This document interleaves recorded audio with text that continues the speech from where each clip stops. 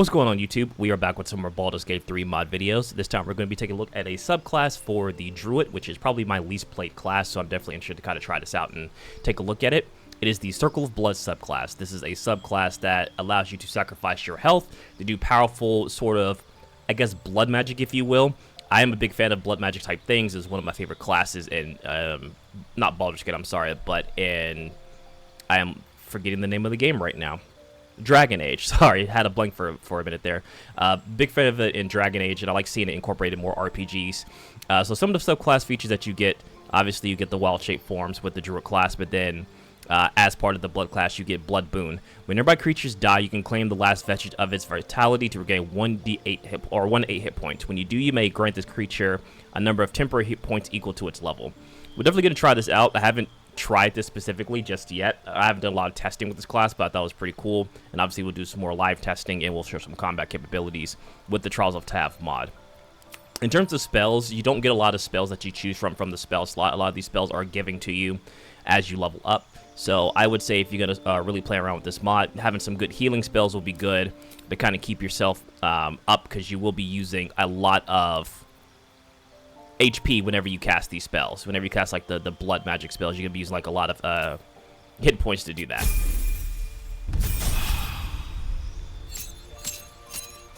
So going into level 3, we get our first spell here, which is going to be Sense Lifeblood. Sense the lifeblood flowing within nearby creatures for the duration of the spell. When you deal damage to a creature whose hit points are equal to or below half their maximum hit points, you deal an additional 2d8 damage. Now, when you cast this, you also deal 2 to 4 damage to yourself. This lasts for 10 turns and is a concentration spell. So it's definitely those you want to cast once and then start whittling down enemies that have already been hit. They'll be kind of like closer to dying, so you can do a little bit more damage with your spells as well.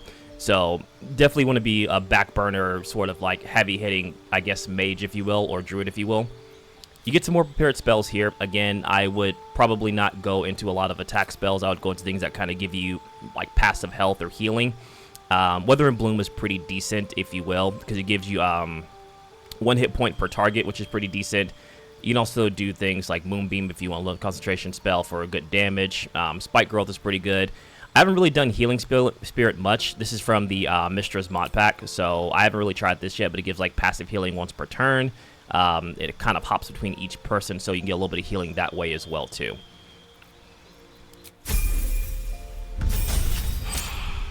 At level 4, you really don't get anything special. It's just a level 4, you get a special cantrip, and you get like additional feat. For this class, I would say if you're going to deal more damage, I would go something along the lines of ability improvement and just do it bumping up your wisdom. If you want to sustain yourself a little bit longer, constitution's also a good choice, because you're going to be dealing a lot of damage, but you're also going to be sacrificing your health to deal that damage.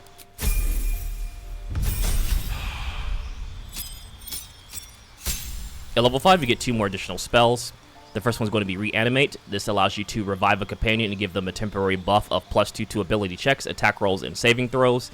This lasts for 14 turns. When you cast this, you also take 3d4 damage. So you're going to be hurting, but you're going to give your allies a good buff when they revive, and you give them also some temporary hit points instead of just having them revive with 1 HP. So they can sustain themselves a little bit longer, maybe heal themselves, or do like a mass heal to kind of bring them back into the fight. And they also have a little bit more sustainability and a bit of a buff when you revive them. The second one is, I'm going to butcher this and I apologize for that, Sanguine Puppet, I think is how you pronounce that, maybe not. Animate the blood you shed by casting the spell and become a Sanguine Puppet under your control. You may cause this puppet to self-destruct an explosion of blood, dealing 3 to 4 necrotic damage to nearby creatures. This lasts for a long rest, and then as part of the spell, when you cast it, you take 3d4 damage.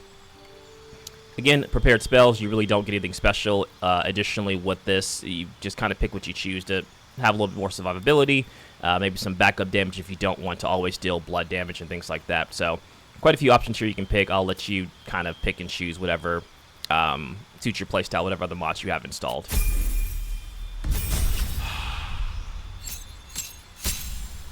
At level 6, we get another action here. This is going to be the Rite of the Rite of the Blood Moon. Drive yourself or ally into a frenzy, invoking the power within their blood. While under the effects of the rite, the target gains resistance to non-magical physical damage, its senses and movement speed are enhanced, and it deals increased damage with unarmored attacks. Furthermore, it may perform extra unarmed strike using a bonus action after attacking. So this is actually pretty cool. It does use a wild shape charge to use this, but I would say this is really good to buff up either a monk or yourself, especially since monks deal like a lot of good unarmed damage. I would say that's definitely really good to give them that. Now, I don't know about the frenzy part if you lose control over them, or it's just, you know, word babble to say like, oh, they're crazy because you're pumping up their blood. But a pretty cool, powerful buff to your allies or to yourself. It does use a wall-shaped charge, but you really don't get that many. But if you don't plan on transforming, it's a good way to buff up an ally. And you get some more spells here that you can use to prepare. Again, pick what you want. Doesn't really matter in the grand scheme of things. Pick what's useful for you with your class. If you want more healing, if you want more damage, so on and so forth.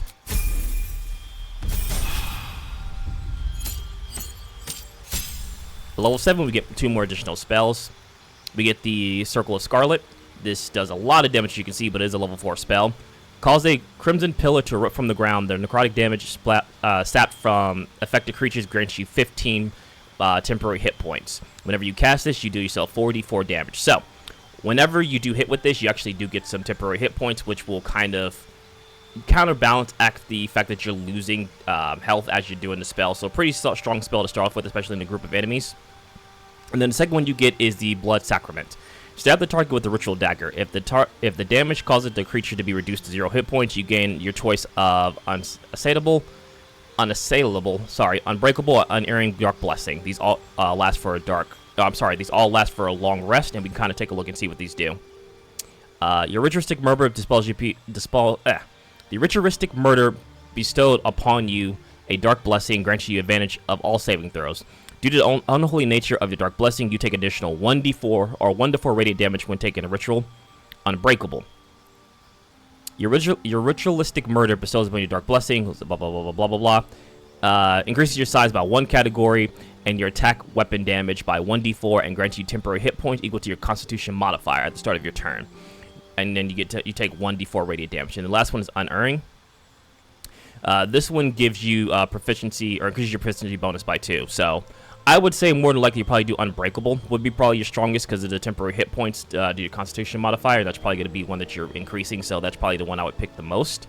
Dark Blessing ends when you reach 0 hit points. While you have Dark Blessing, you take an additional 1 to 4 radiant damage when you take radiant damage. So obviously if you're fighting, you know, paladins, clerics, and hit you with radiant damage, you're going to take a little bit more radiant damage as well. Which I don't think that many creatures in the game do a lot of radiant damage anyway, so you should be fine. And then you get, of course, you get your choice of spells here that you want. Honestly, pick what you like.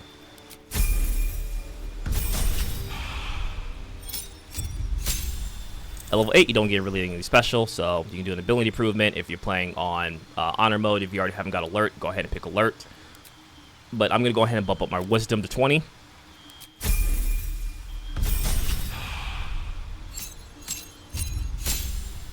At level 9, we get another additional spell down here. Morality. Condemn a aberration, celestial, elemental, fey, or fiend to taste of morality, subtracting 5 to 4 hit points from its total hit points. Additionally, for the duration of the spell, all its ability scores are reduced to 3 if it is a humanoid in addition to other type creatures, and takes additional 1 to 4 necrotic damage. That's actually pretty strong. It is a permanent effect. Now, obviously, this only works towards certain creature types, which I believe this is along the lines of like the later half of Act 1s, 2, and 3. So you will get some chances to use this. It is a level 5 spell, so it's pretty strong.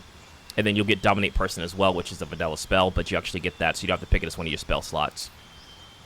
In here, I will probably do something along the lines of Mass Heal Wounds, just have a little bit of healing. If you want some summons, go ahead and get you a couple of summons as well if you want something along those lines. Maelstrom's actually pretty good as well, too, if you want to group up a bunch of enemies and then combine that with, like, Call Lightning.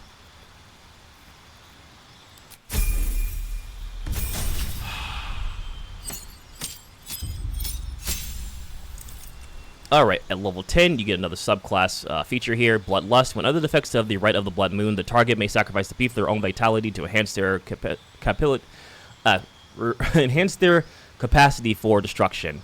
Once on each turn, when making a damage roll, affected creatures can take 1 to 8 slashing damage to an additional 1d8 bonus to your damage roll. So you take slashing damage, you deal additional damage. And then you get another wild shape form, then you choose a cantrip. Again, cantrips aren't really that needed here, honestly. If you haven't done guidance for whatever reason, guidance is really good. If you're using a staff, Shin Yelath, or how you pronounce that's pretty good for additional bludgeoning damage. But again, pick what you need. yeah, pick what you need if you haven't picked anything. Like Moon Flare is pretty good as well too, and then more additional spells.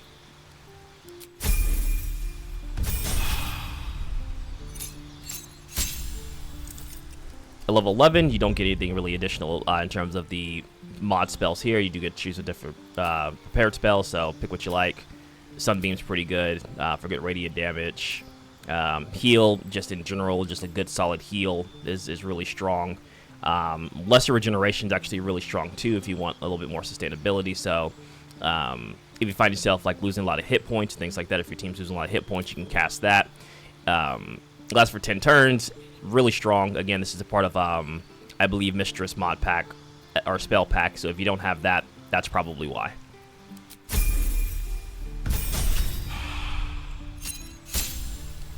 Alright, on level 12 we get our last feat here, nothing really additional, so we can just bump up our constitution, give us a little bit more health.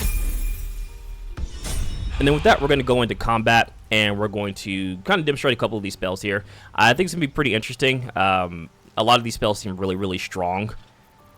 And only one really used like a wild shape form, so I don't see yourself using a lot of wild shape with this class, even though, you know, it is a druid. But I don't know, seems pretty interesting. We'll see how it goes, and let me know what you guys think. I'm working on trying to make these videos a lot better. I do have dyslexia, so sometimes reading from actual mod descriptions, stuff like that, it kind of trips me up a little bit, so I do apologize for that. I am working on it.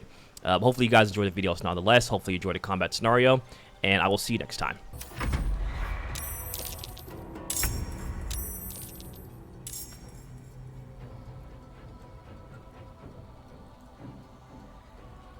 Ooh, fun.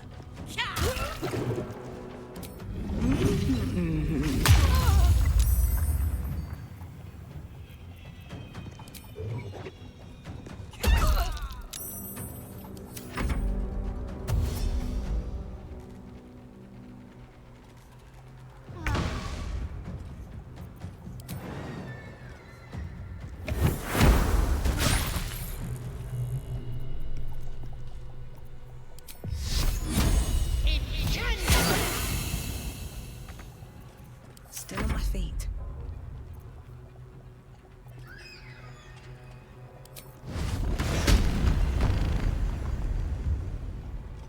Have to keep going.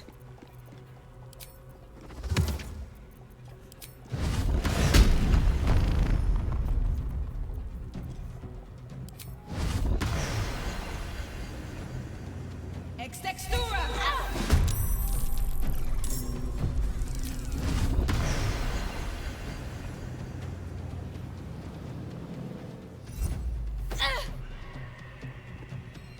Ready.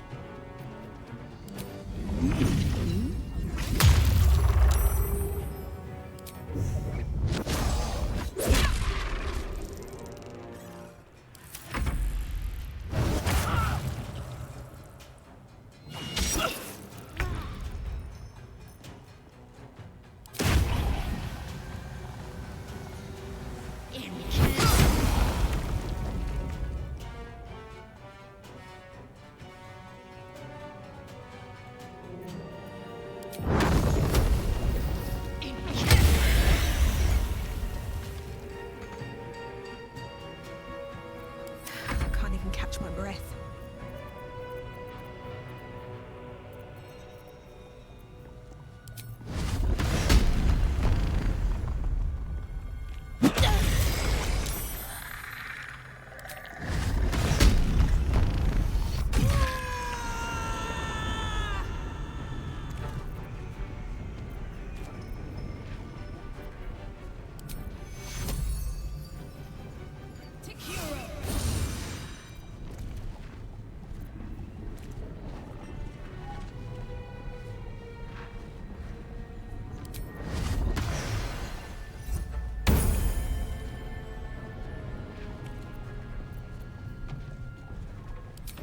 Talk to me.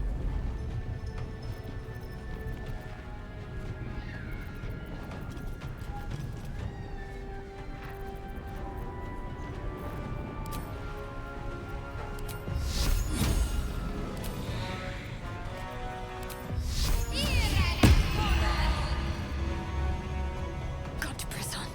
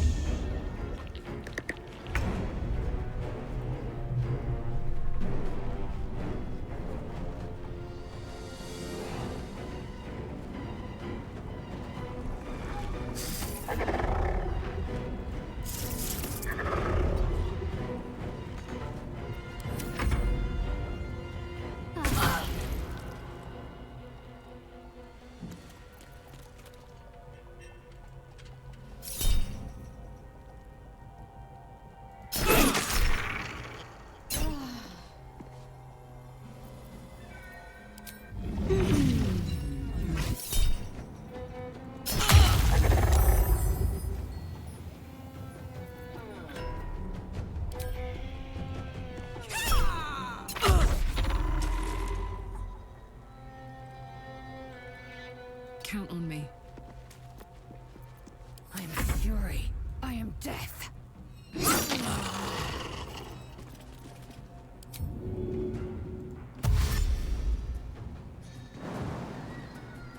On the move. I won't give in. Time to press ahead.